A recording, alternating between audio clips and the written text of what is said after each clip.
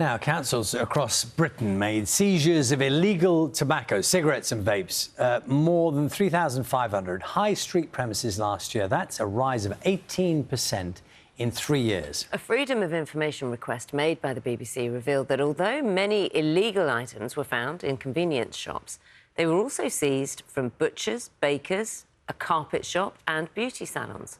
However, shutting them down is challenging, as our UK editor Ed Thomas reports. Yeah. He's there on the right there. Great. You got him? Yeah, we got him. He's loitering, waiting for customers, going to the shop opposite, which we closed yesterday. Welcome to the modern British High Street, where it seems everyone knows what's going on. These days, it's all vape shops, illegal tobacco shops and barber shops. That's what you're seeing every time shops, on the high street. 100%, yeah, that's it. We've got loads and loads of places up there that selling the illegal cigarettes, drugs. Every shop is the same, they're selling the same thing. Would you walk down there at night? Oh my God. No. How does that make you feel? The government can't control it, so how can we as people control it? What is it doing to this high street? Killing it. Here in Newport, trading standards showed us what they're up against. A few months ago, we closed this one for the second time. And for Steve, it's relentless. This shop here on the left, we closed twice, seized about 150,000 cigarettes in the flat above there. How much is that worth? Tens of thousands of pounds. Next door to that, we've closed several times. And it's still open? Still open. Is he still selling illegal cigarettes? I believe so. We're on a high street tour, Have a nice day. less than a mile long. Pill Mini Market, How many times have you closed this one? at least twice, possibly 3 times. Steve says most of the shops are staffed by Iranian and Iraqi Kurds. Are you okay? Where I can get a key back, please? The owner of this place What's your name? Alibaba. wanted his keys back. Did Steve close down your shop? Yes, he's dangerous, man. He's doing his job, and we do our job. Throughout the day, we witnessed the open sale of illegal cigarettes. Stand here, you'll probably see a supply going on in the background. We're told this shop has only just reopened after a 6-month closure order. What do you think he handed over? Probably illegal cigarettes. And he recognises the same faces. 2 lads that'll run back and forwards between shop and stash cars, bringing illegal tobacco to They're the customers. runners? Yeah, runners. And that's their job? Yeah, that's their job. And living and working, surrounded by all this, is Ellen. I give a fortnight for them. A Kurd from Turkey, he spent 26 years building up his legitimate business. This country is my kids' country. My grandkids stay this country, you know. If this country is not strong, it's not good for future.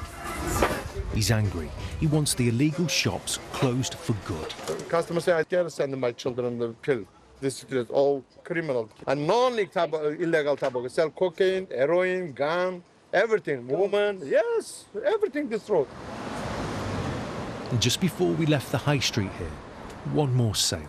The lady in the mobility scooter, she waited outside. The shop worker just walked out, handed over the packet of cigarettes and went back in. From Newport, we move on to Swansea. Food trading standards. Today, we're on raids. What vapes you selling them? This one. Oh, right, the illegal ones, is it? Yeah. Fabulous. This time with Reese from Trading Standards. That's where the vapes would be then. How many times have you hit this shop? At least a dozen. A dozen times? Yeah. More chaos on the high street. That car's got tobacco in it. Here, they're tracking stash cars, supplying illegal cigarettes across the city.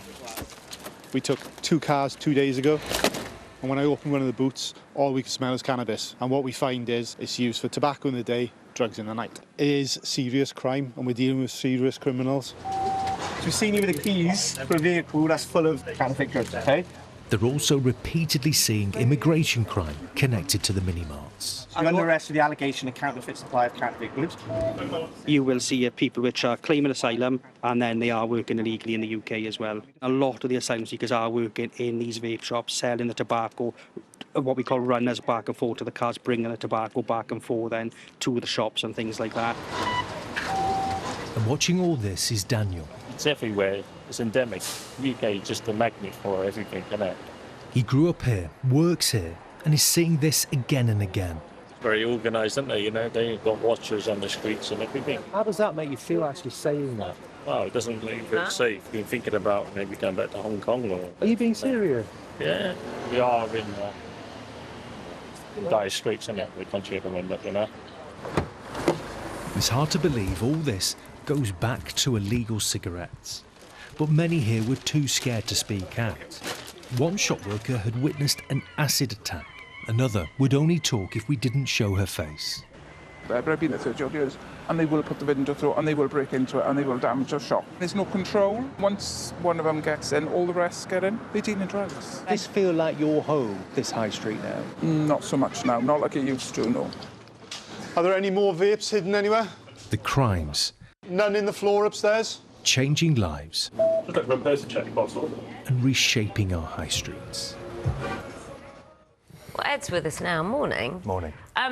You've done a lot of these investigations, and I think what's shocking, first of all, is we always say, oh, my goodness, how many have they got out the back? You know, illegal cigarettes, illegal vapes, all this kind of stuff.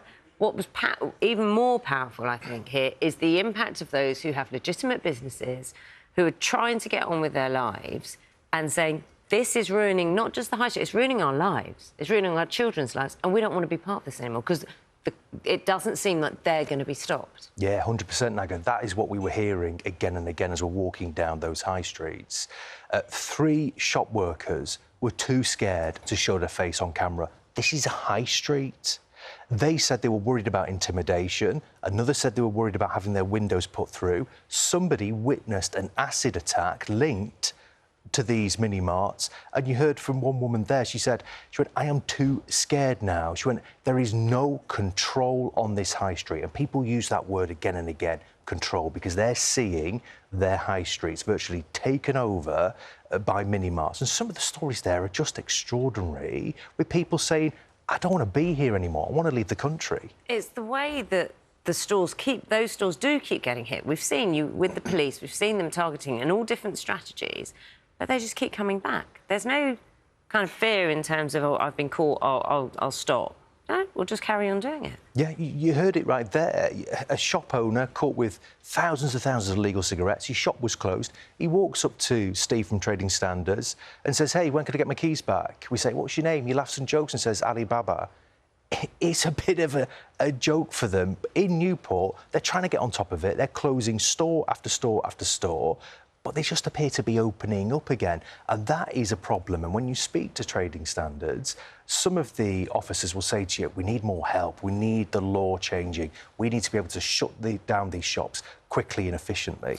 Might sound like a silly question, this, but if someone has been found guilty of some form of illegal trading in a shop situation, how is it they're allowed to get a licence to open a shop again? Because there are restrictions on who can have a shop, aren't there? They have to go through some vetting process, do they, with the local authority?